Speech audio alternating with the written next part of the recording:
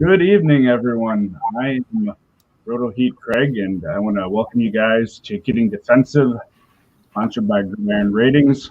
With me, as always, we have Gary, the IDP tipster. How you doing, Gary? I'm doing good. Doing And we have a good. special guest with us tonight here from Going for Two. You can find him at Socratic Theories you see on your screen. How you doing tonight, Duke? Good. Thanks for having me. It's good to be with you guys. Not a problem. Happy to have you here. Well, glad you joined us, man. So tonight, as you guys have seen on Twitter and YouTube and all over, we are going to be discussing dual designations. This is something that you don't see as much of on a lot of other sites, but you can certainly find it around. And Sleeper, which is the new hot, seemingly fantasy football platform as of late, has a lot of these too, and they've been making changes, as you guys have seen on the site if you're on there. So we're going to be discussing players that have that dual designation, what it means in general, and then some of the players that have the designation, we're going to be going over who we like out of them, sort of a mix-up of the on-the-clock concept that you guys have seen on this show before. So, Gary, I know you've been on Sleeper for quite a long time, and now you're sort of getting back into it. So what is your general feeling about the dual designations that they've been having and then making changes to? Well, I haven't played in quite a few years, so folks, I'm no expert, but it's pretty straightforward how Sleeper works. And they made a lot of changes this year. I'm on board with it. They're heading in the right direction. So in the past, 95% of the people I seem to help on Twitter and DMs and in questions, emails even, when I ask them, they played on Sleeper. And it's just, wasn't the best IDP format setup, whatever you want to call it there. But they made a lot of good improvements, and they got a lot more coming. So I've been trying to dive into this whole, how do we explain to people that don't understand what dual eligibility players can do and which ones they should actually kind of focus on when they're playing them in their starting lineup. I'm actually really curious to hear what Duke has to say on it, because he's been, you've been playing. Craig, me and you have not been playing that long, but Duke, you have been, right? Yeah. So, I mean, to you, what does that dual, say, DB, LB designation? We only really got two there, Sleeper. But what's that mean to you when you play it or when you try to draft it? It just kind of shifts your rankings a little bit more and gives you a little bit more juice in the linebacker spot. The linebackers, I've always said, are a dime a dozen, and it lets you get a couple of those for guys to slide into the D-line rankings, and guys that would maybe linebacker 25 or 30 are all of a sudden D linemen top 10, top 15, and they're get a huge boost from that dual eligibility. Well, so yeah, I really, the one thing that I really think about is that it really brings those players that, they wouldn't be relevant at all if they were a linebacker. Like if you're using a linebacker DL, it really favors that outside linebacker. The Sleeper has gone, and they've given this designation.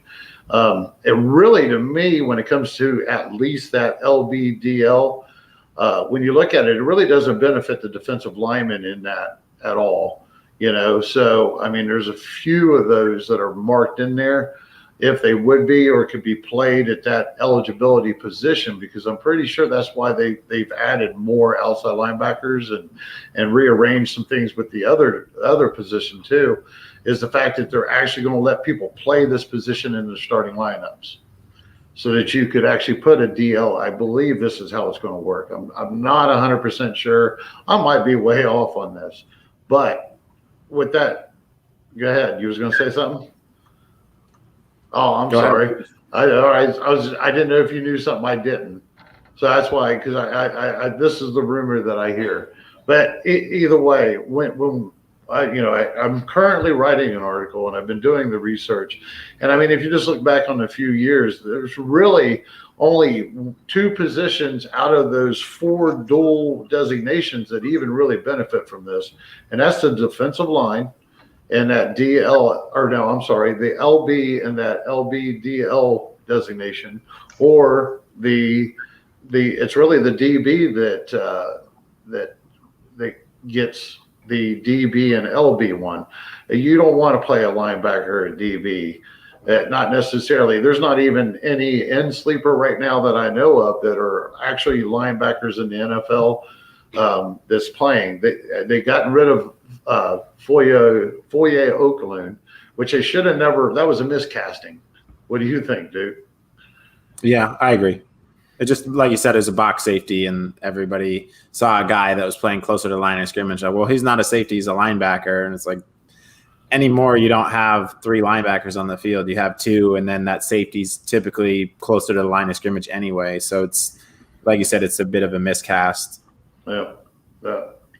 So what do you think, Kraig? Got anything on it? How you feel about it? Yeah, it sounded like if you looked through Sleeper's Twitter when they were kind of discussing this with people, that they're really trying to get that edge position, but they weren't fully able to create a new position. So they were going with these dual designations to help out with that. Some of these other sites have that edge position because there is such a mix of between when you're looking at those 3-4 outside linebackers and 4-3 sort of defensive ends. With all these multiple fronts, those players just meld into one big pot.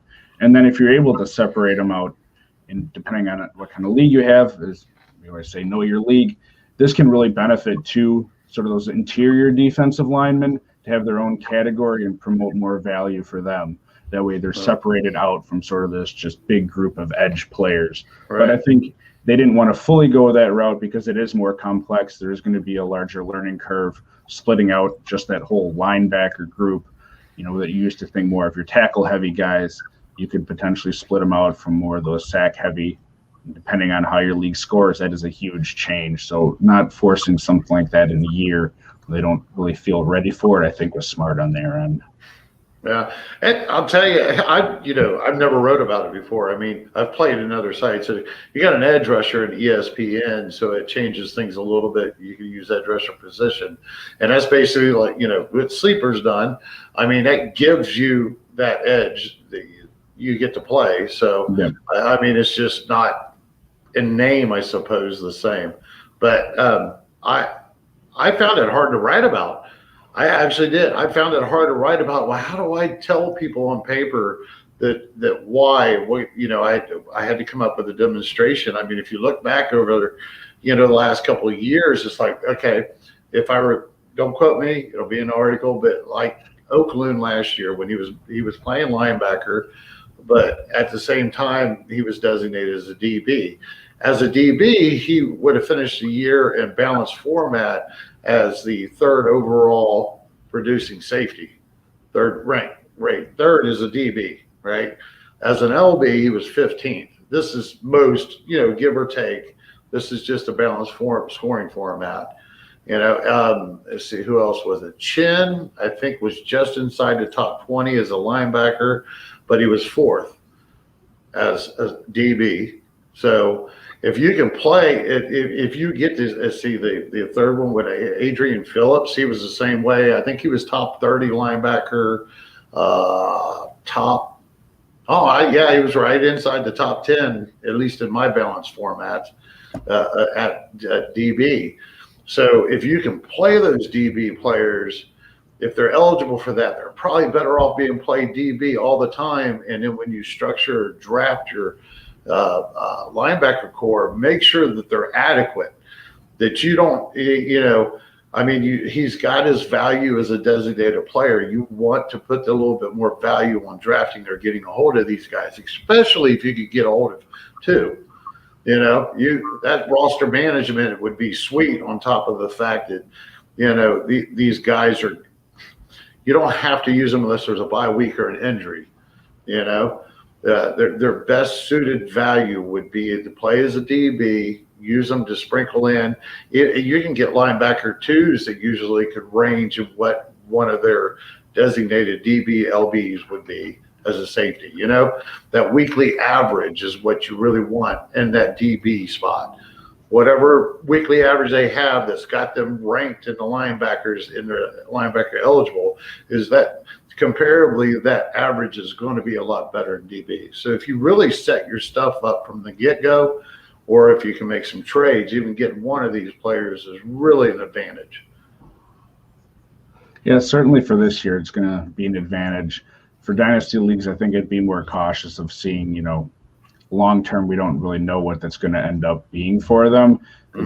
You see lots of sites just change these every year based on what scheme they're in, if they change how much they've played there. You know, some of these guys that had sort of the dual eligibility before that maybe they shouldn't have, like a Brian Burns, a Montez Sweat. I mean, you're probably not using them as a linebacker unless you're completely in a pinch or something anyway, because for the most part, they're not going to get you similar linebacker points. And if they are, it's just an extremely deeper league farther down where you'd have to have a very deep defensive line to consider playing them at linebacker and with the likely hit that you're taking. So being aware of what they're doing with how your league is set up is going to matter a lot for this. Yeah, I don't know what else I could say about it. I like it. I think I understand the strategy of it. Used it before. It's definitely an advantage. What do you think, Duke? Yeah, I think as long as you're just using your linebackers correctly and making sure that you're not misattributing that dual positionality, like you're saying, those DBs are going to be more valuable staying in their DB slot, even with that dual position. It really doesn't help you as far as like a weekly points thing, unless it's a flexibility matter and it's a deep league and everybody's off the waivers and you can't find somebody. Then you have a little bit of flexibility for a bye week and you can maybe slot them into a linebacker spot. But beyond that, there's typically always linebacker points on the waiver wires in every IDP league I've been in. So whenever you can get free points on the waiver wire in fantasy football, we all know that's tough. So I've let the linebackers fall. And then if you have these guys like Zadaria Smith, TJ Watt, that have the outside linebacker, the D-line LB designation, you want to play those guys in your D-line spot. So as many linebackers as you can put on the field, awesome. If we're getting like linebackers with defensive back designations, like Isaiah Simmons gets a DB designation all of a sudden for some reason, that would be a huge benefit because now you can play a linebacker at your safety spot. But until we see that, the only benefit for me, besides the flexibility on a bye week, is playing those linebackers in the D lineman spot because they're so much more valuable than the traditional D lineman outside of like a Donald or a Garrett or somebody maybe like that. Yeah, we were talking earlier. It actually kind of hurts, and I believe maybe. Well, I know me and Duke did, but maybe me and you did too, Craig. But it really, I mean, it doesn't do anything for the defensive lineman in that LBDL. It actually probably hurts them, gives them a lot more competition to stay up in the ranks. So, well, hey, I wanted to ask, we're just wrapping this up. Duke, what are you working on right now? You got anything special going on? You got anything planned to write or do? Shows? I have a couple ambitious projects that I'm working on. One's on the offensive side of the ball with wide receivers. It's kind of like a big breakdown project that hoping to get that done before the beginning of the season. And then every offseason, I kind of just go through the changes to the coaching staff and try and figure around the league and try and figure out their tendencies and stuff. So that's another project that I'm working on. So you'll probably see some of that leak through various articles. Sweet. Yeah. You're over there going for two with a guy I know pretty well, Jeff. He's a good guy. I hope you enjoy it over there, man. Oh, yeah, I love it. I know it's got to be a good gig. Yes, sir. Well, good guy. All right. Now, I think we were going into our top 10 list, right, Gary?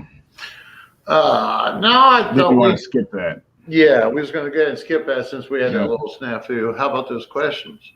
Yep. So we have sort of, like I said at the start of the show, a take on who you going to take when you're on the clock.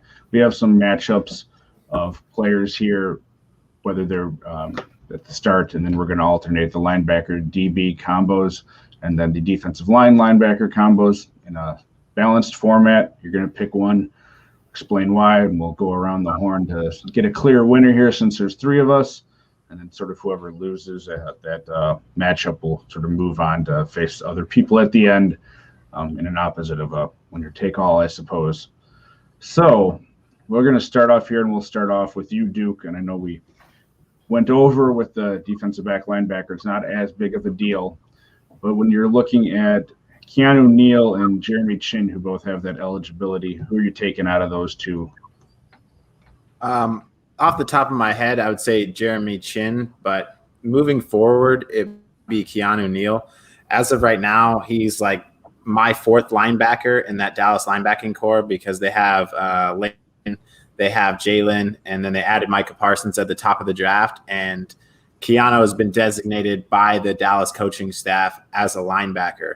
So that's interesting, what we were just talking about, a guy like Simmons. Keanu is another guy. It's a mold that could play at linebacker and might end up getting dual positionality as a DB. So might have the value of a linebacker going forward, where in Atlanta and in the past, he was typically a strong safety, had that role.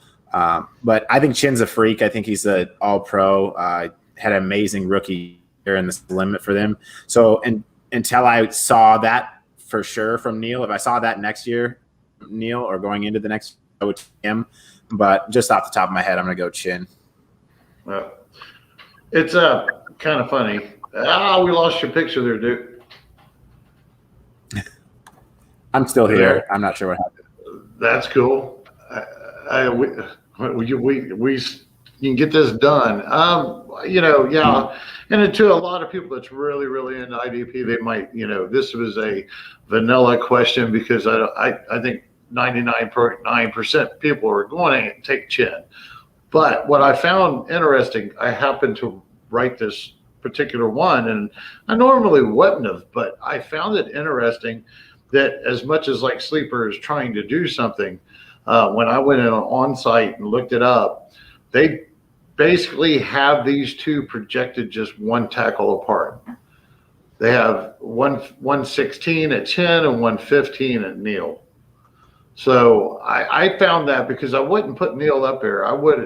He wouldn't be that high for me. No. I don't think he's going to emerge. So, and then they turned around and they had like Jarrell Peppers under that. Now, I'm not a huge Jarrell Pepper fan, but anyways, the answer to my question, that is why I wanted to bring this up, because folks, find you some rankings somewhere, okay? Because they're still working on it at Sleeper.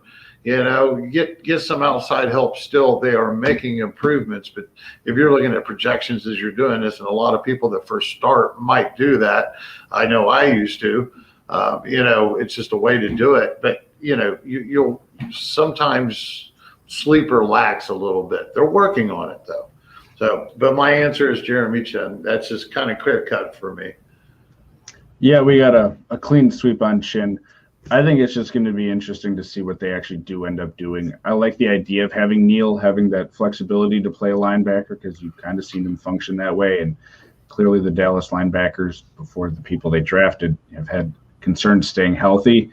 But they have right now like a couple of 6th-round picks set to battle it out at strong safety. So I wouldn't be surprised to see him end up playing a bit there, and then maybe having more value than as a 4th linebacker. So.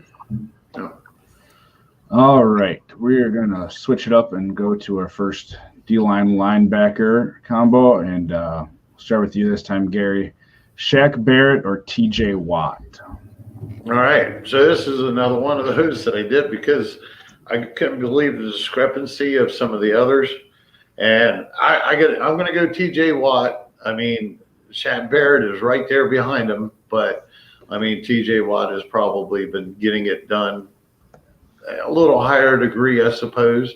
I think Shaq Barrett doesn't get the respect that he gets or should have in some cases. I mean, at least when you're talking IDP, I think he's down the board just a little bit.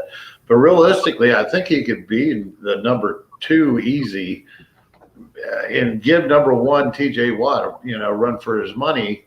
And I believe they're both about the same age. I think maybe Barrett might be a little older. But I'm going TJ Watt. He's got a high tackle, combined tackle ceiling, and that's what we want when using that position. That's why the TJ Watt, which is an outside linebacker, is in this LBD, is the LBDL designation. That's what brings him up over guys like Joey Bosa or Hunter or all these regular defensive linemen, is that tackle ceiling is a lot higher than even the best of the defensive ends. So, and then you add his sacks and his average.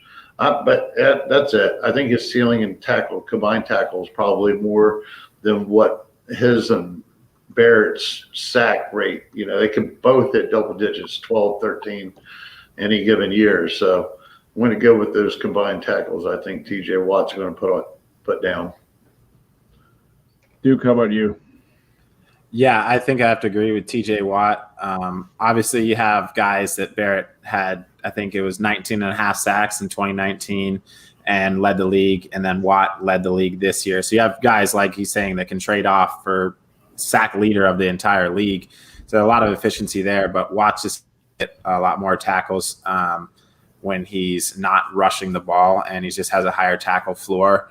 So you can count on him a little bit more. And he's my number one guy with dual positionality. That's that linebacker D-line positionality. So Watt for me as well.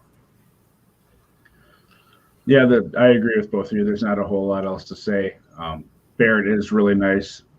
Outside of that 2 years ago now, not last year, season where he had that 19 and a half, you know, he really hasn't shown to hit consistently that double-digit sacks, and I know he hasn't been with Tampa all that long, but going from 19 and a half to 8 is a big change, where Watt is consistently, you know, in that 13, 14 range. Same thing with tackles for a loss.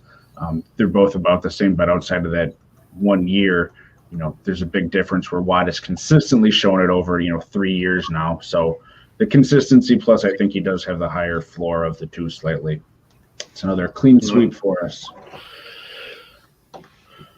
All right, hopefully we'll get a little bit of discrepancy here in our opinions, but second one, Duke, we had Adrian Phillips and Jabril Peppers. Yeah, for me, this is probably going to be Jabril Peppers. I think Phillips finished above him last year and is going to see a lot more value in New England than he did in Los Angeles with the Chargers. To me, Peppers is a little bit younger, and he's been doing it a little bit more consistently. His numbers have increased every year in the league, and Peppers is kind of it's tough to say freak athlete when we're talking about NFL players because they're all freak athletes. But Peppers is just a little bit more twitchy for me, and he's a guy that it's on a couple extra fumble recoveries and maybe a couple INTs as well, where they're probably going to have similar tackle numbers, and you flip a coin for that. But just a little bit more consistency and the opportunity to tack on points in several areas. Like Peppers might get a couple sacks even from a safety position. So Peppers for me. Well, I'm straight. I can't believe I've got to do this, but I've said it before earlier in the year. I'm a huge Adrian Phillips fan. There was times I've peppered him all through my writing career, and he's always did me good.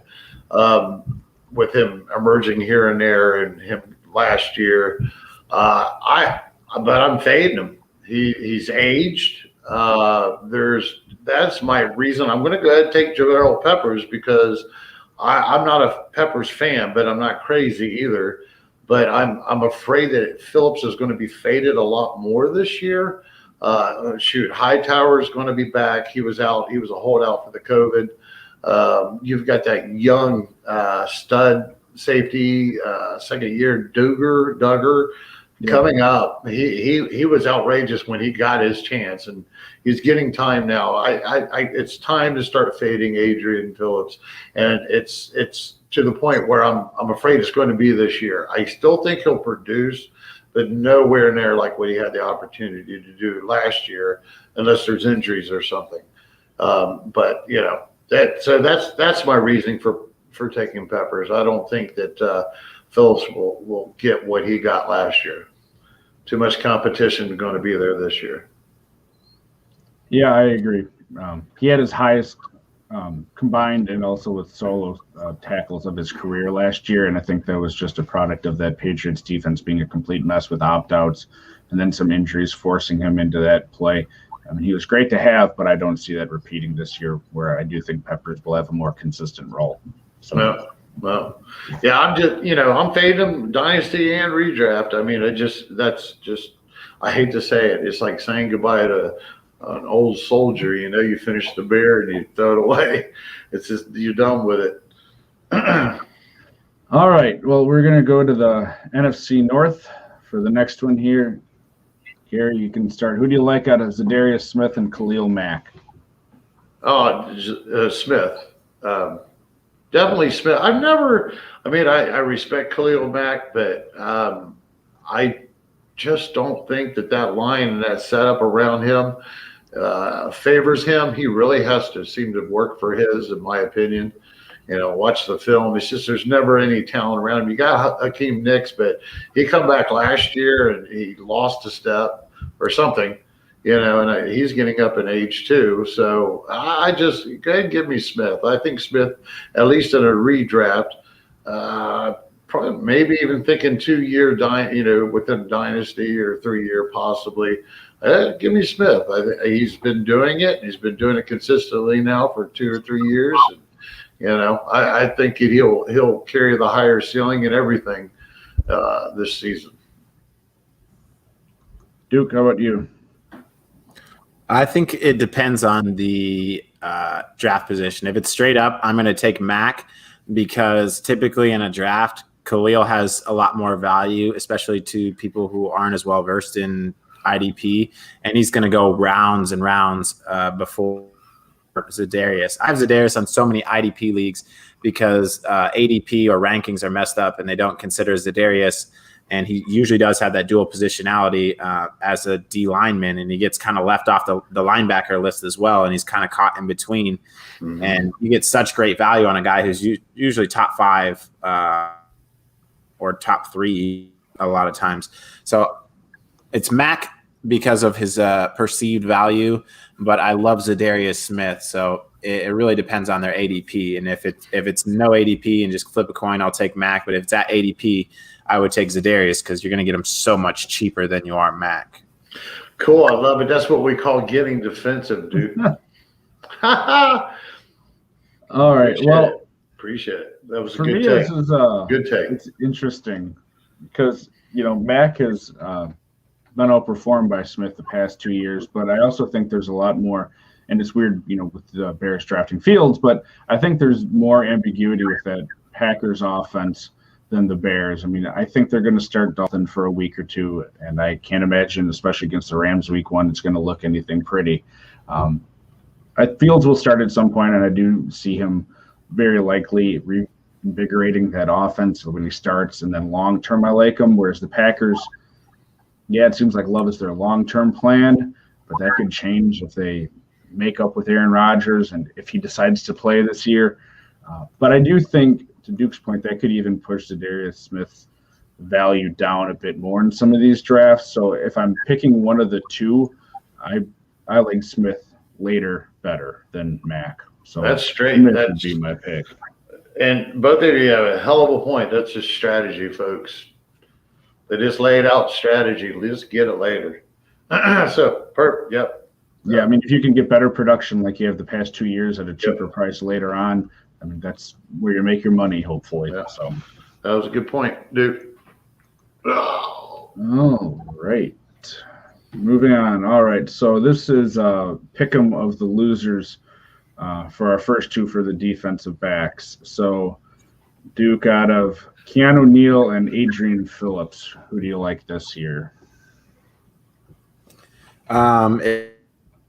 It's probably, I'll say Neal, just because it'll be interesting. And since we talked about it earlier, I just keep coming back to it. There's 4 linebackers that'll start this year in Dallas, and there's no way they're running a 4-4 or even a 3-4. So one of those guys has got to move back to safety, and Neal seems like the most likely one. And I know they want him at linebacker, and we'll see where there are injuries, but I just don't see all 4 of these guys not being on the field and all 4 of them being at linebacker. So I'll say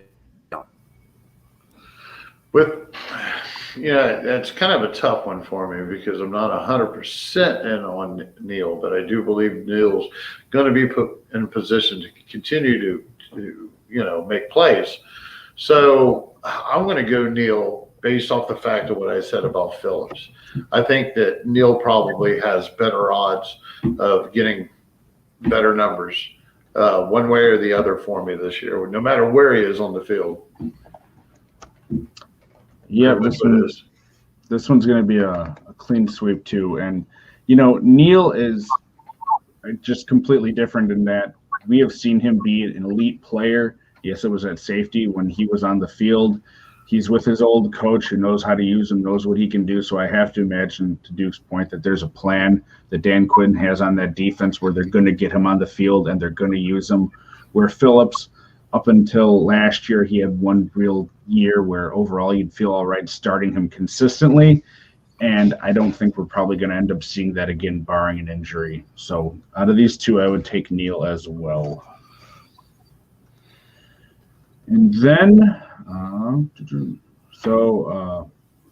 me taking Smith on the last one, Mack was our loser out of the 2. So this one will be a little bit different, that we have outside linebacker against a traditional defensive end. But Gary, who are you liking out of Joey Bosa and Khalil Mack? It's kind of wild that Bosa fits in this because just last year he wouldn't have. There's changing the scheme in San Diego, or not San Diego, in Los Angeles with them.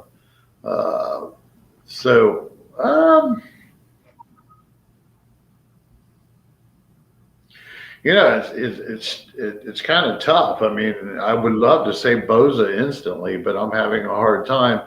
I think he started his career that first year that he was playing an outside linebacker in the 3-4 scheme. I think, don't quote me on that. And then they switched it the next year because they were drafting that type of personnel. I'm probably going to take Mack. I think what was said just a little bit ago might have helped convince me to do that, though. It's kind of one of those 2 guys. I don't know. I kind of pick around those guys. I mean, I love Joey Bosa and I love Mack, but I kind of pick around him if I can. I guess, and definitely if it came down to it, it's going to be Mack. Duke? Yeah, I think it's Mack for me too, and it's just the fact of the divisions they play in. You're probably going to get a little bit more running in the NFC, North with the Bears and the Lions. Maybe not as much the Packers, and Bosa's going to be going up against the Chiefs. And Broncos have added a lot more passing weapons. You can tell they're trying to go to a more aerial style offense than the kind of play action offense they were running. And the Raiders are another team that they just cut most of their offensive linemen. They're trying to add wide receiver. Ruggs, Waller's been elite for the past couple of years. So I just see Joey Bosa having a lot less, and maybe the numbers aren't even that drastically different because you probably get like a 60-40 pass run split. But I just see Mack having a more consistent opportunity, especially being a more true linebacker, to have those tackles in the run game versus Bosa's going to have to make most of his bread rushing and looking for sacks. And you typically don't see the consistency. And Bosa's been elite, but he did suffer. I think it was a lower leg injury. Yeah, he's been nicked up a few times. He's had ankles. Yeah, so those are factors that matter for me, and lean it towards Mack. But I don't think you're choosing wrong either way. Oh yeah, he could do a lot worse. I'd like to say I'm taking Bosa to be different, but I'm taking Mack too. I like that defense, and the defensive line isn't, I think, going to be elite like it has been, but that linebacking core around Mack I like a lot more. So it's not just one guy. I mean, Robert Quinn wasn't amazing last year, but he is at least another guy on the other side. Whereas Bosa, I mean, there's just a whole bunch of question marks in terms of pass rushers and even the linebacking core to see if they're going to put anything together consistently this year. So give me Mack as well. Yeah, and both of them have that same exact situation. Look at the rest of the front seven, or the rest of the defensive line next to them down by. Yeah, they're the best talent clearly, and the rest of them are just average guys. So they have to really work for it. All righty. So, and I think we kind of went over this, but just to make it clear here, out of the defensive back sort of linebacker combos that we have here, who do you all each have as your number one guy? I mean, we discussed Chin versus Neal as we're kind of the top guys, but is it Chin for you all? Yeah, Chin. Yeah, I think it's Chin, unless a guy like Neal, which I'm not sure if Neal has it yet, but a guy like Neal could be one of those guys that starts playing as a linebacker and has that safety designation because of where he played earlier. So it's currently, Neal right now has the linebacker DB designation, and Dallas coaches are saying they're going to play him as a linebacker. So maybe this is experiment, but. Yeah, this could definitely make that. Your point is this time next year, we could be asking Neal and Chin, and there's no hesitation to go Neal. You never know. Because, like, what if Neal starts the game at strong safety, right? And so he gets safety designation, but then most of their packages, he's sliding up as like an outside linebacker, and he's playing the script, and they, bring somebody else in. That could make his value so much higher. And like Kraig said earlier, been elite before, he production his first like 3 years in the league, so it would be interesting. Yep. All right, and same thing for the DLLB designation. You had all kind of had a consensus when we looked at them, but maybe it's different from one of the ones we mentioned later or didn't mention. I'll go first on this one. I mean, it's TJ Watt is the guy. I mean, he's just sort of the guy for most people, and he is for me at that edge position. There's a lot of guys I think that you could have contending, but with the guys on that list, I mean, TJ Watt just stands out as something special with a lot of special people on there. Who do you have for your top Gary? Is it the same? Yeah, it's the same. I think we mentioned it earlier. I think the only argument, we already made this, is Zadaria has the best value because you can get him later. But if you have to choose on the clock and Watt's there, you're taking Watt first. No. And that value aspect is something always to be considering in your drafts, to Duke's point with Smith not having sort of that name recognition because, he isn't focused on a lot. Being up there in Green Bay, smaller market, there's a lot of things working against him. But he has great value if you can get him, and that goes for any of these guys on this list. If someone's going to be starting that you can get much later in the draft for only, a point or two production less than a week, I mean, that can be a great value while you're beefing up other positions. So make sure you're paying attention to that. Yep. And speaking of things to pay attention to, make sure you guys are checking out the Gridiron Ratings online draft guide contest where you can enter to win for every 25 subscribers. Gary said they're closing in on another 25 here. They're 3 or 4 away at the time of recording. So they're going to have another drawing, it sounds like. So make sure you go subscribe to that and have a chance to win. Yeah, we're going to have that drawing, Kraig. Whatever it happens, we'll probably get I think we will. I don't know. Might have Jeff on. Maybe Jeff does it. They started up a new podcast too. Yeah, be sure to subscribe, folks. Read the banner. It's a hell of a playbook, and it's a good value, to tell you the truth. And that does it for us tonight. I want to thank you for coming on with us and let everybody know where they can find you and find your articles, podcasts, whatever you're on.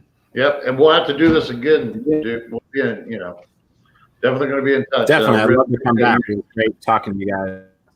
Yeah, you guys can find me at Socratic Theory, and you can find all my work at Going for Two under the IDP section. But yeah, it was great talking with you guys. Really enjoy being on here. Yep, appreciate it. Bye, everybody.